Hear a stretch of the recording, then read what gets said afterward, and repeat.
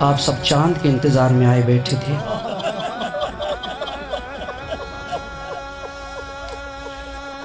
اس امت کے بڑے چاند ہیں جس کا انتظار یہ امت کرتی ہے، لیکن امت نے جب بھی چاند کا انتظار کیا خوشیوں کے لیے کیا ہے۔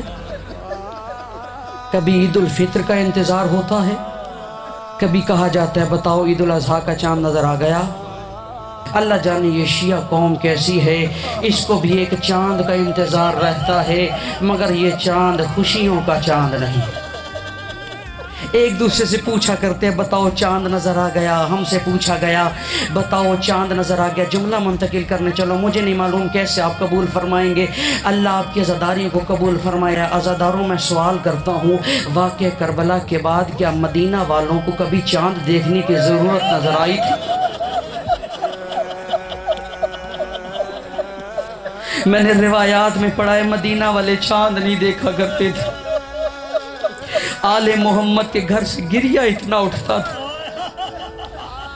عزادار النبی کا ایک صحابی ہے جو اتنا ضعیف ہو چکا تھا، اس کی سماعت بھی ختم ہو گئی تھی، اور اتنی سماعت کم ہو گئی تھی اسے بجلی کے کڑکنے کی آواز بھی نہیں آتی تھی، لیکن جیسے ہی محرم کا چاند نمودار ہوتا یہ اپنے گھر والوں کو ہلا کر پوچھتا تھا بتاؤ سادات کی حویلی سے رونے کیا ہو۔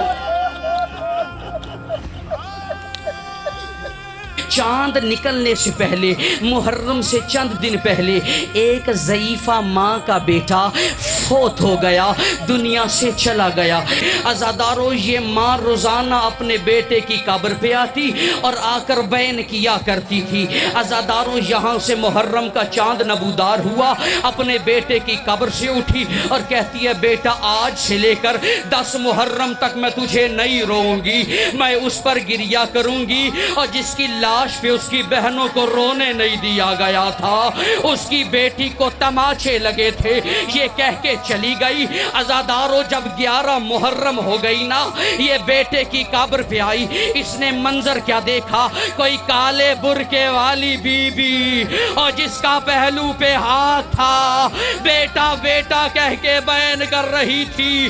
اس نے اس کی پشت پہ ہاتھ رکھا اور کہا بی بی تجھے غلط فہمی ہو گئی، اور یہ تیرے بیٹے کی قبر نہیں ہے، اور یہ میرے بیٹے کی قبر ہے۔